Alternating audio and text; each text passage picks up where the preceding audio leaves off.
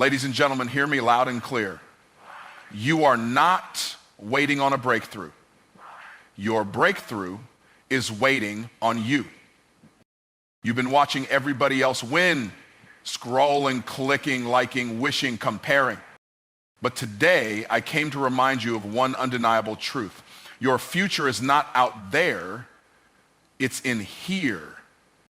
You are not waiting on a new opportunity. You are not waiting on someone to give you a shot, a break, or a miracle. The truth is, your breakthrough has been waiting on you. Not the distracted, half-committed, excuse-making version of you. No, the focused, disciplined, dialed-in version. The one who stops blaming circumstances and starts taking full responsibility. That's the version of you that unlocks doors. That's the version of you that starts walking in power. But it doesn't happen until you make a decision to shift all that attention you've been giving to everything outside of you and start turning it inward. Most people live their entire lives thinking their problems are external. They think the job is the problem, the boss, the market, the partner, the environment. But if you change locations without changing yourself, you just take the same chaos into a different space. That's why breakthrough never lasts for people who haven't done the inner work. You can't sustain external success with internal disorder. When you focus on yourself, you begin to clean up the patterns, the beliefs, the habits that have quietly been sabotaging your growth all along. Self-focus isn't selfish, it's sacred. It's the most powerful investment you can ever make. When you give yourself the gift of attention, something shifts. You begin to see where you've been making decisions out of fear instead of faith. You notice how much time you wasted seeking approval instead of building confidence. You realize that the gap between where you are and where you want to be is not as wide as you thought. It's just clouded by distraction. Distraction from people, from noise, from negativity. And once you clear all that out, the path forward gets clear too. A focused person sees opportunity where a distracted person sees obstacles. When your mind is anchored in purpose, little things don't knock you off course anymore. Petty opinions, temporary setbacks, or unexpected delays don't derail you because your eyes are fixed on something greater. The noise around you gets quieter because the voice within you gets louder. That's the power of self-focus. It builds inner strength, and inner strength leads to outer results. But this kind of focus doesn't come by accident. It's a choice. It's waking up and deciding that your peace matters more than other people's drama, that your goals matter more than your excuses, that your time is valuable and your energy is sacred. It's not about being perfect, it's about being intentional. Intentional about what you consume, what you entertain, and who you allow access to your mind and your space, because what surrounds you will eventually shape you. The more you focus on yourself, the more you begin to separate what's urgent from what's important. You stop rushing to fix temporary fires and start building lasting foundations. You stop giving your best energy to things that don't align with your destiny. You recognize that every yes you give someone else is a no you're giving to your own calling. And you stop giving away pieces of yourself to things that drain you. You begin to notice growth in areas you didn't even know were broken. You start healing. You stop reacting and start responding. You stop chasing validation and start living with conviction. You develop clarity, and with that clarity comes confidence. The kind of confidence that doesn't need to announce itself. It just walks in the room and sets the temperature. You also begin to notice who belongs in your life and who doesn't. Because when you focus on your growth, it naturally exposes who's been stunting it. You outgrow conversations. You outgrow distractions. You outgrow environments. And instead of forcing things to fit, you learn to let go with grace and trust that what's meant for your next season will meet you on the path of alignment. Self-focus also births self-trust. You stop second-guessing yourself. You stop asking everyone else for permission to move forward. You start moving like you're called, like you're chosen, like you're prepared. And that mindset changes everything. It changes how you walk into rooms. It changes how you deal with setbacks. It changes how you bounce back after failure, because you know who you are, not because someone told you, but because you discovered it for yourself through focused growth. And over time, that internal work starts to manifest in the physical world. People start to notice. Doors start to open. Opportunities start showing up.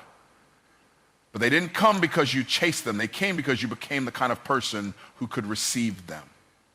That's what real breakthrough is. Not something you find, but something you unlock when you finally stop looking everywhere else and start looking within. What you focus on, you attract, not just in theory, but in truth, in law, and in reality. Focus is a magnet. It draws into your life whatever dominates your mind, your conversations, your imagination, and your energy. The problem is most people are focused on what they don't want. They obsess over what's going wrong, who hurt them, what they lack, and what could go wrong next. Then they wonder why negativity multiplies in their life. But the truth is simple. You can't focus on fear and expect to walk in favor. You can't meditate on loss and expect to live in abundance. The mind is like soil. It doesn't care what kind of seed you plant. It will grow whatever you continue to water. If you focus on doubt, it will grow insecurity.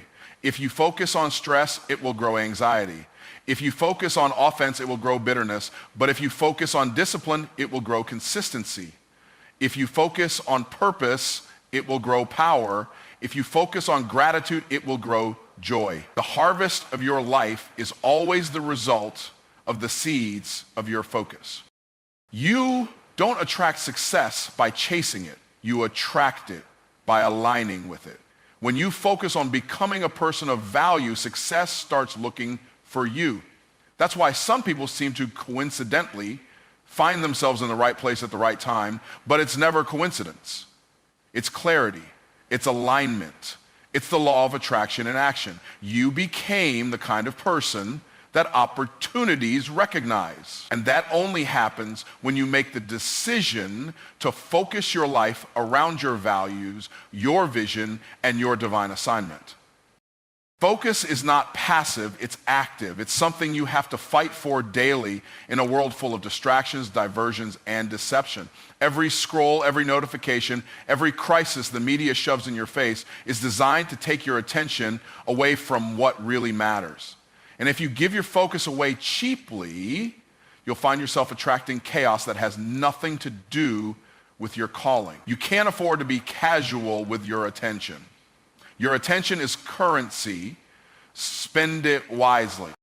When you decide to focus on growth, your environment begins to change. You stop tolerating conversations that waste your time. You stop engaging in cycles that keep you stuck. You begin to attract people who sharpen you, challenge you, and elevate your standards. That's not because they randomly showed up. It's because your focus created a new frequency. And when you operate at a higher frequency, low-level distractions can't reach you the same way they used to. Your energy flows where your focus goes. If you wake up focusing on problems, you'll find more problems throughout the day. If you wake up focusing on possibilities, you'll notice more solutions. The brain is trained to look for evidence of whatever you believe. It filters reality through the lens of your dominant thoughts. So when you focus on favor, you start seeing blessings in things that used to look like burdens. When you focus on opportunity, you begin to find lessons in what used to feel like loss. You become more of whatever you give your focus to. If you constantly focus on what other people think, you become insecure. If you constantly focus on what you haven't achieved yet, you become anxious. But if you shift your focus to progress, to how far you've come, to what you've learned, to the steps you're taking, you develop momentum. And momentum breeds confidence. You start showing up differently. You speak with more clarity. You lead with more conviction. And the world responds accordingly. The external world mirrors your internal focus. If you focus on excellence, you attract excellence. If you focus on integrity, you attract trustworthy people. If you focus on love, you attract connection. Life becomes a reflection of what you consistently give your mind to. And this isn't just mindset talk, it's spiritual law. It's a divine principle. It's been written for generations that as a man thinketh in his heart, so is he. Your life is simply catching up to the direction your focus has been pointing toward all along. When you focus on what's broken, you remain in a state of repair. But when you focus on what's possible, you start moving toward restoration. That doesn't mean you ignore problems. It means you stop giving them all your power. You shift your focus from being problem-oriented to being solution-driven. And when your focus shifts, your emotional state shifts. Your creativity unlocks. Your vision expands. Your resilience increases because now, instead of living in reaction, you're living with intention. The most dangerous thing about misplaced focus is that it feels productive. Worry feels like preparation. Obsession with the past feels like reflection. But the only real power is in what you choose to give your attention to right now. Every day is a blank canvas. And focus is your paintbrush. Are you painting a picture of fear, doubt, and confusion? Or are you painting one of faith, discipline, and direction? Because whatever you focus on long enough will eventually manifest, not just around you, but through you. Mastering yourself is not about controlling everything. It's about becoming deeply aware of who you are, what drives you, what holds you back, and how to rise above the noise. The world teaches us to chase alignment by rearranging everything around us, our job, our circle, our environment. But true alignment doesn't start on the outside. It starts when you get your mind, your emotions, your habits, and your spirit under discipline. When the inner world is in order, the outer world begins to reflect that order. Most people are out of alignment not because they lack potential, but because they've allowed their feelings to drive their future. Emotions are real, but they're not reliable.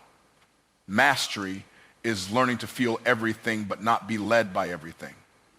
It's standing firm when your emotions are telling you to fold.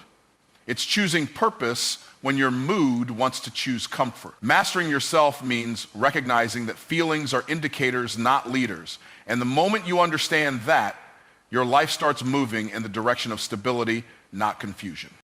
You can't be in alignment with your purpose while you're at war with your discipline. You say you want peace, but your habits scream chaos. You want success, but your routines scream inconsistency. Alignment happens when what you say, what you believe, and how you behave all match. That doesn't happen by accident. It happens when you begin to take command of yourself, your thoughts, your focus, your language, your standards. It's in the mastery of those small internal battles that massive external shifts are made. When you master yourself, you no longer live at the mercy of your environment. You don't shrink when pressure comes. You rise. Why? Because you've trained yourself to respond with intention, not reaction. Mastery is the ability to hold your ground when chaos tries to pull you off center. It's the quiet strength of someone who doesn't need to prove anything because they've already proven it to themselves in private. The battles people don't see, the early mornings, the lonely nights, the painful decisions are the very things that build the foundation for alignment. Alignment doesn't mean life is always easy.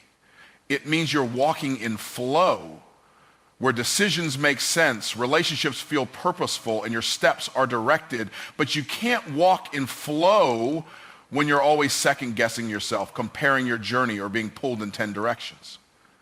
Self-mastery brings clarity. Clarity brings alignment, and alignment produces results, not because life gets easier, but because you get stronger, sharper, and more rooted in who you are and what you're called to do. So when you begin mastering yourself, your values become non-negotiable.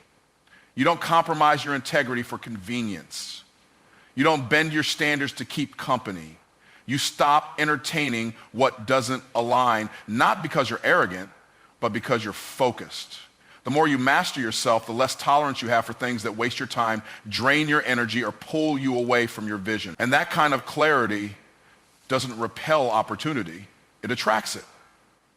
Alignment attracts what distraction keeps away. There's a version of you that only emerges when you stop living by default and start living by design. That version isn't ruled by impulses or controlled by other people's expectations. It's a version forged in discipline, in faith, and in identity. Mastery teaches you how to say no with confidence and yes with conviction. It teaches you how to wait with wisdom instead of panicking with impatience. You stop looking for signs and start walking with certainty, because alignment brings assurance that no external validation can match. The work of mastery is not glamorous. It's quiet, it's repetitive, it's in the choices no one applauds, it's in the private sacrifices that don't get posted. But that's where the power is built. That's where alignment is formed, not in public displays, but in private disciplines. When you master your time, your words, your appetite, and your attention, you become the kind of person who lives in alignment without effort, because effort has already been sown in the secret place. Mastery doesn't eliminate struggle, it reframes it. You stop seeing obstacles as interruptions and start seeing them as instructions. Every challenge becomes a mirror that reveals something about yourself, and with every revelation, you grow, you rise, you adjust, you move forward, not just with knowledge, but with wisdom. That's the mark of someone in alignment. They don't just move fast, they move right, because they know who they are, they know where they're going, and they don't waste time on paths that don't match their purpose. To master yourself is to stop waiting for the world to get in order and start putting yourself in order. It's choosing to become the thermostat, not the thermometer. It's deciding that you will not be swayed by everything that moves around you, because you are grounded in something greater within you. That grounding creates alignment. That alignment attracts peace, opportunity, clarity, and power. Not because you manipulated your surroundings, but because you finally mastered the only thing you ever had control over. You are your greatest project. Not your business, not your bank account, not your brand, not even your vision board. You, the person in the mirror, is the foundation of everything you build, everything you attract, and everything you sustain. You can't outgrow yourself. You can't outperform the limitations you refuse to confront. The time, energy, and money you invest in becoming stronger, wiser, clearer, and more disciplined will never return void. Because when you build you, everything else starts to grow from that place of strength. The reason so many people are stuck is because they're trying to upgrade their circumstances while neglecting to upgrade their character. They want high-level results with low-level discipline. They want people to treat them with respect, but they haven't learned how to respect their own time, their own goals, or their own peace. They want opportunities, but they aren't developing the consistency to keep those opportunities once they arrive. That's why personal development isn't a luxury. It's a necessity. You are either building yourself or breaking yourself down with neglect. You are not broken beyond repair. You are unfinished. And that's a powerful place to be. Because when you see yourself as a project, you give yourself permission to grow. You stop chasing perfection and start pursuing progress. You stop judging yourself for where you are and start focusing on who you're becoming.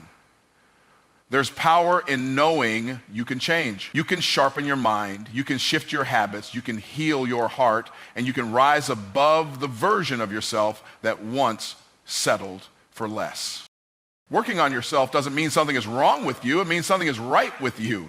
It means you care enough about your future to stop coasting. It means you've decided to become intentional with your life. Most people drift. They live reactive lives, bouncing from one distraction to the next.